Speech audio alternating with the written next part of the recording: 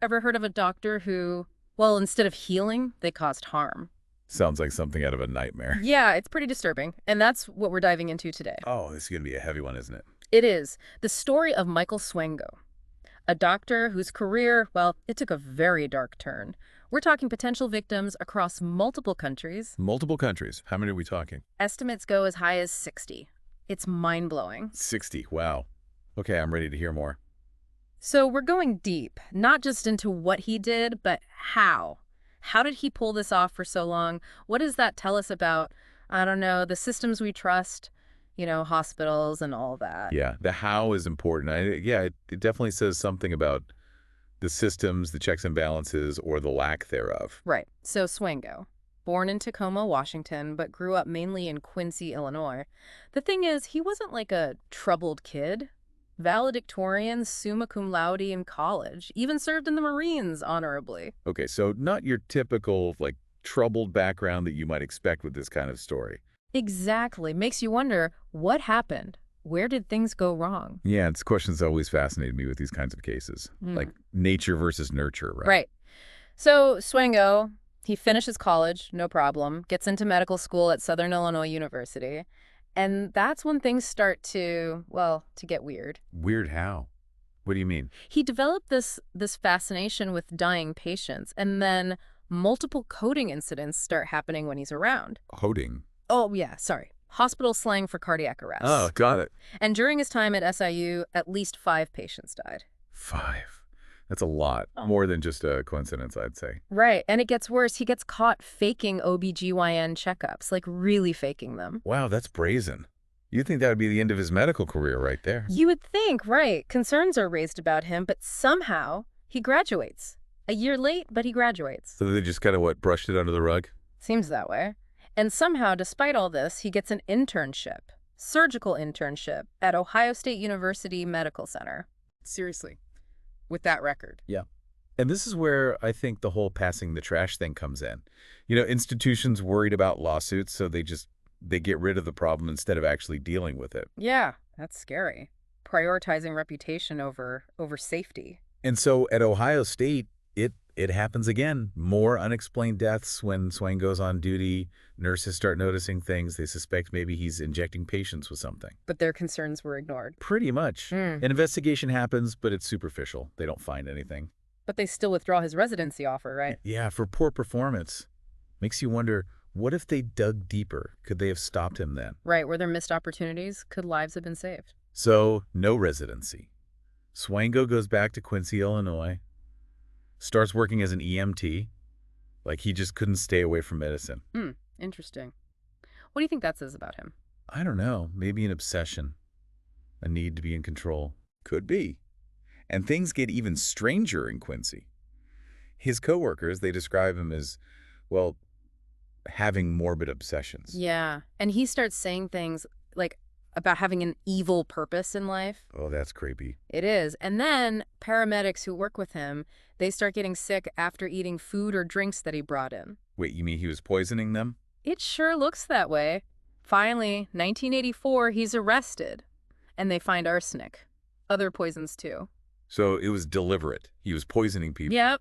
Convicted of aggravated battery, sentenced to 5 years in prison. 5 years. For poisoning people, that doesn't seem like much. You'd think it would be the end of the story, right? But it's really just the beginning. It's hard to believe, right? That someone convicted of poisoning could, actually get back into medicine. I know. You'd think that'd be it. Game over. But nope. Swango, he was something else. He really was. So what happened? He gets out of prison and... He tries different jobs, but nothing really works out. It's like he was drawn back to medicine, even after everything. Like some kind of, I don't know, pull he couldn't resist. Yeah, maybe. And then, get this. He meets a nurse, Kristen Kinney. They get engaged. And then, in 1991, he changes his name, legally, to Daniel J. Adams. A whole new identity. Trying to bury the past, huh? Exactly. And it works. He uses fake documents, gets a job at Sanford USD Medical Center, then another one at Stony Brook University. No way. They did catch the fake documents. Nope. It's like, how did he slip through the cracks like that? Makes you wonder, right? But background checks, all that. Big time. And, you can probably guess what happens next. At both places, patients start dying. Mysteriously. The pattern repeats itself. But Unbelievable. no, eventually, the AMA, they figure out who he really is. He gets fired from Sanford. So that's it, right? He's done. Not so fast.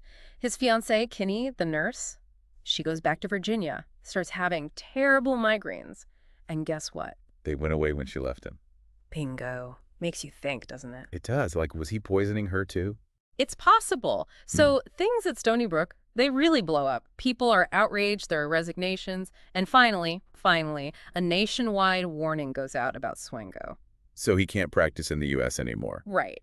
Blacklisted, but you know Swango, he's always one step ahead. What do you mean? What did he do? He skips the country, ends up in Zimbabwe, and guess what? More suspicious deaths. No way.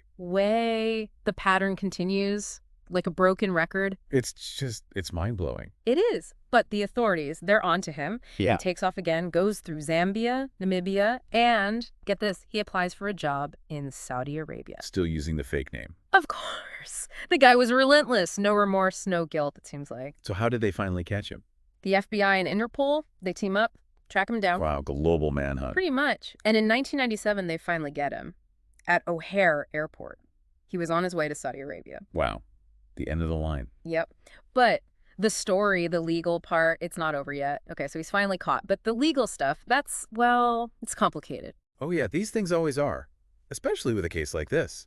So many layers. Right. So first he pleads guilty, but to fraud, gets 3.5 years. Fraud. Seems a little light considering everything else. Yeah. But while he's in prison, the prosecutors, they're busy. They're building a murder case. Murder case. Yeah. Wow. So they were really going after him. Oh, yeah. And they found some pretty disturbing stuff. Exhumed bodies, traces of poison. Right. They found proof that he intentionally put a patient into a coma that ended up being fatal. Oh, geez. This is getting really heavy. It is. And then remember all those lies about the patient deaths back at Ohio State? They started digging into those, too. So they had him on multiple fronts. Yeah, pretty much an airtight case. What did he do? Well, he was facing extradition to Zimbabwe, possible death penalty there. That's a game changer. It was. So he made a deal, pleaded guilty to 3 murders. Wow.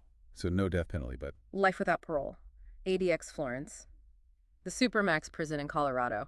Yeah, that's about as bad as it gets. I guess, in a way, justice was served. I think so. But it still leaves you with so many questions. Right. Like, why? Why did he do it? What was going on in his head? Yeah. Was it power? Was he, like, some kind of sadist? Or was it something else entirely? We may never know. We may never know. But I think, we can still learn from this whole case. It shows how vulnerable our healthcare system can be, how someone like Swango could slip through the cracks over and over. Right. And how important it is to speak up. If you see something, say something. Those nurses, they tried, but they weren't taken seriously. That's the thing, right? We need to create a culture where those voices are heard, where patient safety comes first, no matter what. Exactly. Well, there you have it, the story of Michael Swango. Doctor turned, well, something else entirely. A story that makes you think, that makes you question, and hopefully a story that helps us learn so that something like this never happens again.